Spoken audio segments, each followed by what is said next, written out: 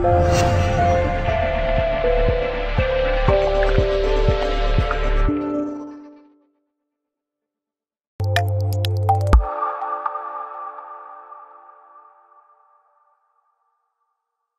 congratulations, a really complete team performance tonight, I thought.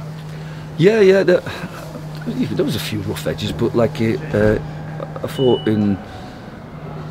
I think everybody that I picked for tonight sort of justified their selection. There's a couple of players who'd probably be surprised to get a start, but I think they showed what they could contribute today, and I'm really pleased for the lads, because I'm surprised you haven't used the word professional display, but the lads were fairly solid. Yeah. Worked hard behind the ball without ever losing the attacking threat.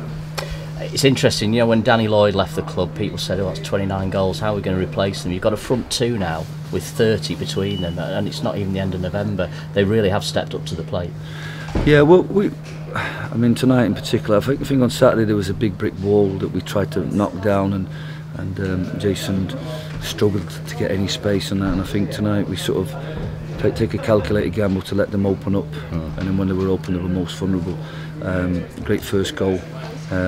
You know, like I said, it's just a shame that Darren, when he came on, he didn't get a score a goal, because he's starting to show glimpses of what he can do. I mean, a little bit isolated at times up front, but he had a chance. So if we can get him going and we can get players like Bowen and Jimmy and people like that chipping in, then we're going to be a team. But forget about the goal scoring. It was the clean sheet tonight. We've been a long time coming. I've said at the board meeting, I've said publicly that maybe one or two changes of personnel, maybe a bit of coaching, maybe a back five might be the answer. And I think, there's a couple of players who looked fresh and ready for today, and contributed, and the back five worked really well.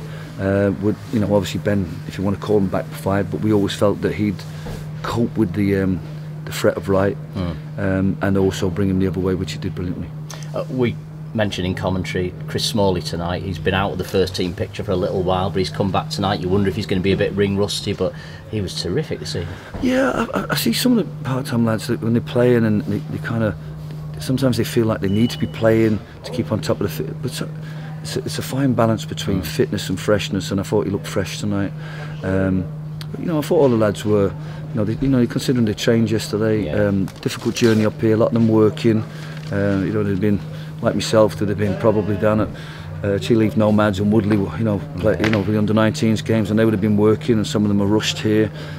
So it's a credit to them, as I've always said about part-time players, to go and play on Saturday, train Tuesday, come in on Wednesday and play, and we're going to train tomorrow, and we're going to have to get the fitness and freshness right for Saturday now. But yeah, Smalley come in, did really well. Ben McKenna, Callum starting. We asked him to do a job on the left in terms of containing what was one of their most dangerous players, Brad Jackson, and he did that very well, and took him the other way. So really pleased with the players that come in, and obviously the spine of the team with Bowen playing a little bit lower to build. Gary in front of him I felt worked well for us in terms of us having some way of playing out from the back, but also the attacking threat, that the energy that Matty and Gary give you. And I'm really delighted for Matty. I thought he was excellent again tonight. Yeah. In terms of your instructions to Callum, was the instruction to keep showing Jackson onto the inside, onto his weaker foot, because he didn't get beat once today, did he? No, I thought Jackson got in behind. It was probably the most threatening moment in the first half. I'm not sure whether he kind of skipped in. There seemed to be two against him. He seemed to break in, and we smothered it out. But Braxton was a real threat on Saturday. So I asked Callum would he be willing to. I think he's had 5 different positions and 5 different numbers. So great credit to the lad, because he's sort of shown what he can do as a defender, full-back, and he's shown what he can do as a winger.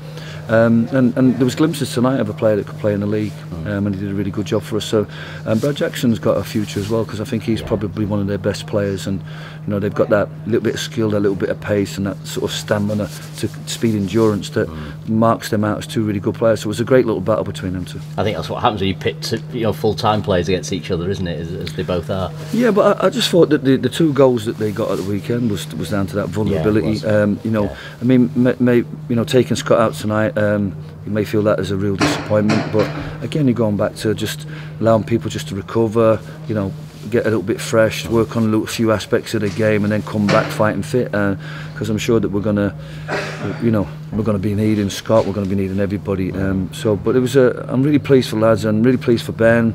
Smalley, Dan, and you know, they were well protected, but they defend that box really well and deserve the clean sheet. Clean sheet, 6 unbeaten now, and it's 3 goals tonight. But if there was a sour note, it was Jimmy Ball coming off injured. Do we know the extent of that yet? No, I think it's a kick. So you know, we've you know, fortunately the club and I think Help the Hatters have got together and got this game ready machine, which reduces swelling quite quickly. So straight away Jimmy's on that. That should reduce the swelling. It helped with the knocks we got from Saturday in the previous game, getting players back on the training pitch pretty quick.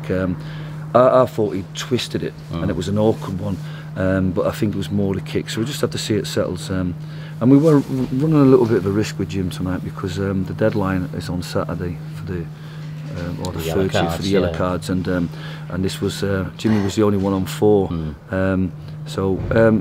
But like I said, he's hopefully he's okay, and we're getting Harry Winter up to speed. You know, you've got Gary, got Bowen, so we've got a good arrangement in midfield. We've got a real threat with the 2 up top, and it's just about us finding the right balance between making sure we're solid at the back without losing some width in our attack. And I thought in that sense, Callum and Ben were outstanding for us tonight. So you're through to the first round, and there'll be a familiar face waiting for you at Lancaster City when you get up there. Phil Brown, of course. Yeah. I went to see them against Oldham recently, and they were well beaten that night. But they've been very, very competitive. They got promoted last year, very competitive in what's become a really good league, the Everstick Prem.